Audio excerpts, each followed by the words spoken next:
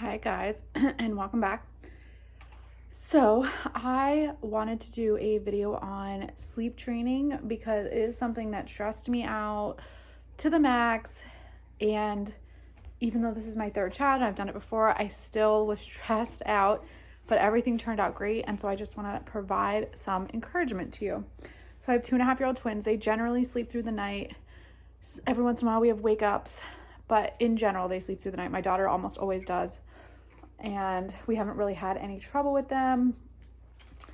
And they've been great sleepers from the start. So I wanted to just kind of give you tips and tricks and what I did. So first and foremost, I want you to know that the first 6 to 8 weeks, I did nothing. I have been in a lot of Facebook groups and people that are making moms sort of feel bad and say that newborns can sleep train, and I'm sure they can, but honestly, they're just so little. They need you. It's okay. It's okay. It's okay to let them sleep anywhere, anytime, not have a schedule. It's okay. If you need a schedule for some reason, that's different. Or, if you're not sleeping and you're totally sleep deprived, that's different too. But honestly, for the first 6 to 8 weeks, I did nothing. I tended to her. She's here on the mat and she just flipped over on her belly. I'm going to see if she's going to get mad about it. She's just a new roller. I let her sleep for naps. She would normally sleep in a boppy lounger on the couch. Sometimes if she was outside, she would be in the infant to toddler rocker and she'd sleep on me. I'd have her in the carrier, and I wasn't really following any wake times or anything like that because newborns pretty much just wake up to eat and that's it, and they sleep, and it's not a big deal. Newborns also don't really know their nights from their days, so we spent nights always from the very beginning. As a newborn, I did start her in her bassinet at night, and then we would go from there. If she struggled to go to sleep, I'd hold her to sleep, rock her to sleep, and one of our biggest issues is she was feeding to sleep, so she was taking a bottle to go to sleep. So even if she just ate, she was wanting a bottle with even like a couple sips just to put herself to sleep.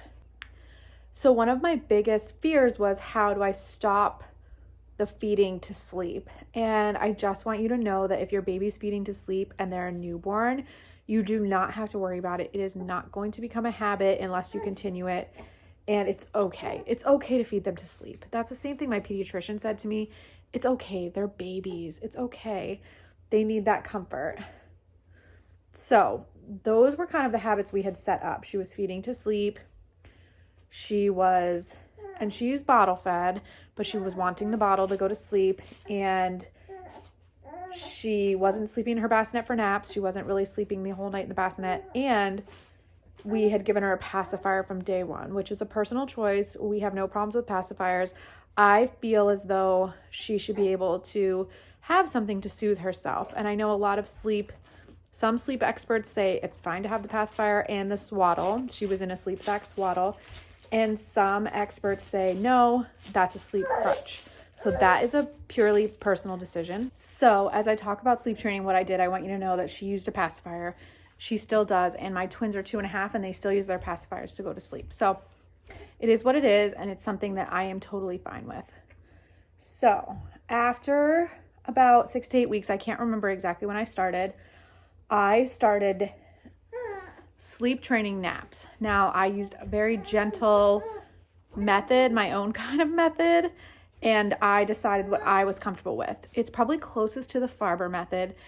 It is not extinction. It's not cried out. I do not agree personally with letting your child just cry and fuss it out. I know some people, their child responds better to that, and again, your own personal decision.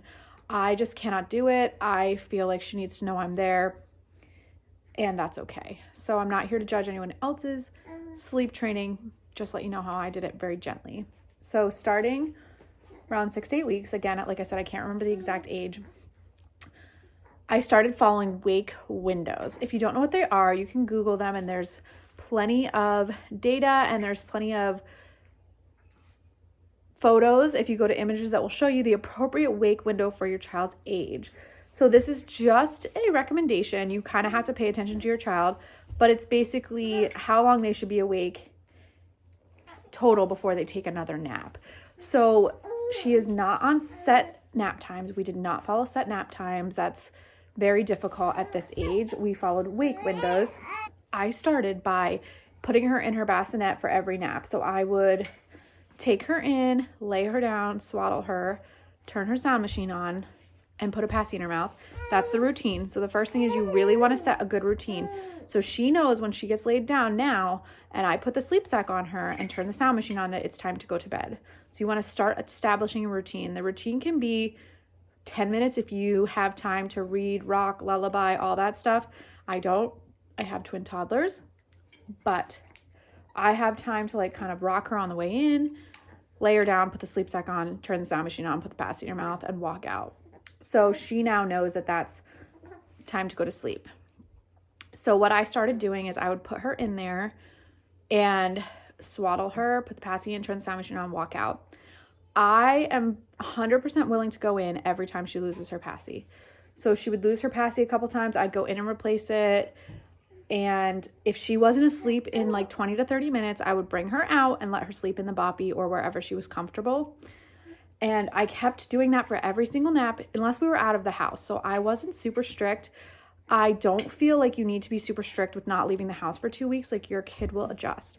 So she slept in her car seat if we left the house, or in a carrier if we were at the park, or whatever. But every nap that we were at home, I would put her in her bassinet, go through the little routine, let her try for like 20 to 30 minutes, and then if she couldn't fall asleep, I'd bring her out. She wasn't crying the whole 20 to 30 minutes because I was going in and replacing her passy every single time she needed it, which sometimes was frustrating because it was constant, but sometimes it would stay in for 5 or 10 minutes at a time. And eventually we kept doing that enough that she kind of got used to being in her bassinet, and she would start to fall asleep in there. And then the same thing at night. I would always put her in her bassinet, and if she didn't fall asleep, I would bring her to the living room and rock her to sleep and then put her down in the bassinet. I know some people say you should put them down wide awake. I agree, but I also feel like this worked for us. I would bring her back out, rock her, and then lay her back down. And same in the middle of the night when she would wake up for the feeding, I would put her back down in the bassinet. If she didn't fall asleep and fussed around, I would take her back out and start over, rock her, pat her back, whatever, and then put her back in the bassinet. And eventually this created a routine where now I can lay her down awake in her bassinet and she'll go to sleep. So I think the first key is a consistent routine. So she knows now if I lay her down in the bassinet, put on her sleep sack, and put on the sound machine, it's time to go to sleep. I was very consistent with it. Again, consistent and flexible. So I was very consistent, very flexible. She still will nap in her stroller, her car seat, her carrier, whatever. So that's kind of how I got her used to the bassinet. Again, I didn't do anything the first like 6 to 8 weeks. I just let her be, and then we started getting used to the bassinet. And now she is 3 months old. So our wake windows, we pretty much follow. I don't follow a daily wake time. I know some people they need to wake the exact same time every single day. Well, I don't get up the same time every day. That's just not who I am. So I get up based on my toddlers. So she gets up whenever. So whenever she wakes up, that's when I start the clock, and I will feed her, and I will keep her up for at 3 months, about an hour and 15, hour and a half. And then I will lay her back down. And I do that all day until the end of the day. Usually sometimes it's 2 hours before she lays down. If we get to the end of the day and it's 6 o'clock and she's been awake for an hour and she's not going to go to bed till 7:30 or 8, I will let her have a little cat nap because that's what stretches her to bedtime. So last night she actually slept from 6:30 to 7, woke up and went back down at 8, and she was totally fine. So it's also a game of guessing, kind of. So I started with an hour for her wake time, and she was having a really hard time going to sleep. I'd lay her down. I'd have to go in 5 or 6 times to replace her passy. She'd fuss around, and then she'd finally go to sleep like a half an hour later. So I started stretching her a little bit, and now it's a lot better for her. So I know at like an hour and a half, I can put her down. Most of the time, I just put her passy in once or twice, and she puts herself to sleep.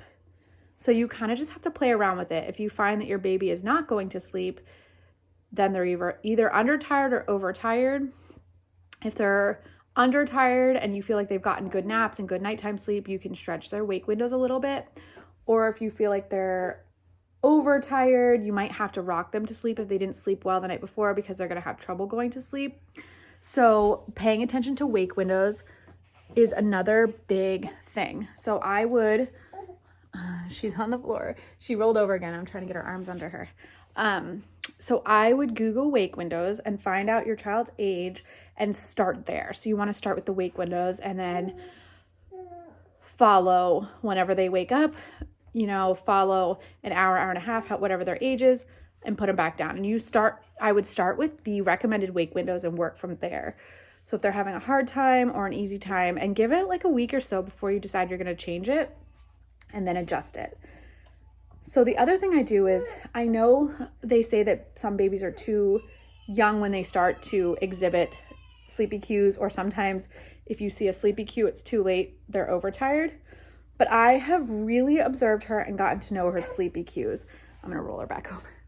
Come on, sissy, good girl. So I know that she really only cries. She's a really good baby. She only cries if she's hungry or tired. So if she's fussing and crying and she already had a bottle, I know it's probably time to lay her down. And usually that's what it is, and I'll lay her down. The other thing is, if I pick her up and like put her in the crook of my arm and rock her a little bit with a passy, she'll turn her head into my chest and start to roll her eyes back, and I know she's tired. I'm gonna lay her down. Like right now she's yawning and she's been up about an hour and 5 minutes, so it's probably time to lay her down. Okay, so I want to show you, I just laid her down. As you can see, she knows it's nap time. She has her little passy. This is a sleep sack swaddle. I just started unswaddling her because, like I had said earlier, she's rolling now. And how I did this is I started with one arm out, and then I would watch her for naps, and if she was really struggling, I would come in and tuck the arm in. And then I did it with the other arm. And again, if she started to struggle, I'd tuck them in because I was watching her, and this is also really hard to roll over in. But now she's pretty good about both arms out. It's been a couple nights and we're good. The other thing I do though is she struggles with her hands. So I have one of these and I give it to her for her hands just as something to hold because she really likes to hold something. But this is not safe sleep. So I watch her in my camera and I will come remove it if it's anywhere close to her face or after she falls asleep. Same thing at night. This does not stay in her crib or her bassinet at night because see how it's on her face. She can still breathe. She likes to rub it against her face. But I will come and remove it if it gets anywhere close to her face. So you just have to watch and decide what you are comfortable with. But she does not keep this in here. She just likes to hold something with her little hands. So I'll put her in here. You can already see her getting tired because again, I followed her wake windows and you have to adjust them. Like I said, she woke up about an hour and 10 minutes ago. So she didn't quite make it to the hour and a half, and that's okay. It's just throughout the day, I kind of stick with the hour and 15 to hour and a half and then follow her cues. So I'm going to turn on her little sound machine. I have this little owl. This one only runs for an hour, but I'm going to let her play with this because I have a camera on her and I'm going to watch her. And then I'll come get it after she falls asleep. Usually she lets go of it and it ends up on her chest. But she needs something to do with her arms. So I'm going to let her go. And again, wake windows, see, I followed her cues and she's getting sleepy. But it wasn't quite the hour and a half. If I pushed her to an hour and a half before I laid her down, she might be a little bit too stimulated and have trouble settling. But now she'll probably be asleep by the hour and a half. Sometimes when the hour and a half rolls around, she's still kind of not acting super tired, and then I'll lay her down and usually she is tired. So it's just a guessing game. I would start with the wake windows again that you see online and then go from there. So now I'll watch her and go in if she drops her passy, but I can get other stuff done too. And it's kind of as simple as that. It just took practice and consistency. It took establishing a little routine and paying attention to her wake windows and then also paying attention to her signs. So my best advice, like I've said multiple times, is to Google wake windows, find your child's age, and start with those. Don't worry about it if it's a newborn. Don't worry that you're going to ruin them by feeding to sleep and doing all these things that you're not supposed to do, cuddling them to sleep, rocking them to sleep. You can still break them of those habits and do it when they're a newborn. They really need it as a newborn. And Now she's to the point where she will fall asleep in my arms, but she prefers to be laid down. She likes her space, and it just helps her sleep, and it just helps everybody get a better night's sleep because she's used to being in the bassinet and she likes it. And I did not let her cry. I've never let this baby cry in her bassinet for more than like 30 seconds. So me going in and checking on her and giving her passy has done nothing to her. It hasn't ruined her. She still puts herself to sleep, and it's great. So I would start with those wake windows and start with those. And even if your baby doesn't look tired, I would still lay them down and then kind of like maybe keep a notebook and how long did it take them to fall asleep, with you checking if that's what you're comfortable with. How long did it take them to fall asleep? And then if they're not asleep in 20 to 30 minutes, I would take them out and help them fall asleep, because if they're overtired, it is not going to help their next nap. They're just going to get behind and it's just going to be a mess. And so after you write down, then I would adjust your wake windows based on how long it took them to go to sleep. If it took them a really long time, maybe extend them by 10 minutes and try that. And then also I would kind of write down some of their cues and pay close attention to their cues. Do they fuss and cry? Do they yawn? Do they rub their eyes? Whatever. And then kind of just adjust based on that. It's a constant adjustment day by day. Sometimes her wake windows are less, sometimes they're longer. It just depends on the day. Also, do not be afraid to leave the house. Don't be afraid to go to the store and let them sleep in the car seat. Go outside and wear your carrier and let them sleep in that. Push them in the stroller, let them sleep in that. Like, that's okay. I try to get her first nap of the day at home just because that I feel like is really important. But if I had something to do, I wouldn't. You want your kids to be flexible. She is so flexible. She can sleep in her car seat. She can sleep anywhere, and that's really important too.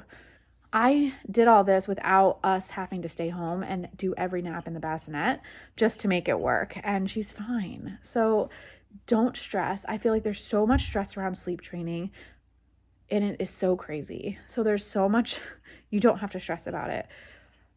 Try a technique. If you don't want to do cry it out, which I am not a fan of, that's fine. You can go check on them. I just don't pick her up. I will say that. I don't pick her up. I just put her passy in and I'll rub her belly or whatever. But I've gotten lucky and she hasn't gotten crazy. Now, I will say, my son, when I transitioned from naps from the boppies to naps in his crib, he cried his eyes out. And I would bring him out and try again the next day. He cried his eyes out. And I was very frustrated, like, this isn't working. He's crying. I don't want him to cry. What I did is I took a reset and I let him sleep in the boppy out in the living room for another week. And then I tried again. And when I tried again, he was fine. So if you're really, really struggling, I would say take a break from it. Let your child sleep where they're used to sleeping, and then try back in a couple days and try again. They may just be frustrated. You don't have to work through it. It's people make it way too hard. If you have a stubborn child, it may be harder. It may take you a little bit longer, but you do not have to stress about it. You're not ruining your child. They'll be okay and they will sleep as long as you do something. If you do nothing and they're always sleeping in your bed or on the couch with you or in the boppy, yes, maybe you will have a hard time. Some sort of sleep training I feel like is necessary. Consistently putting them in their bassinet. Consistently having them, basically asking them to sleep in there. And paying attention to their wake windows. But I really feel like if you're consistent and you pay attention to the wake windows, that you can do it. Remember, be flexible. Be flexible. Because your child is not a robot and they need flexibility. So I hope this was helpful to you. I talked to you guys for less than 5 minutes since I laid her down and she's already asleep. So I nailed her wake window. It was a perfect wake window and she's already asleep. So I really hope that this helped you and I hope you guys get a lot of sleep. And if you guys have any other advice for people that are looking to sleep train, please leave it below. And I hope you have a great day and I'll see you next time.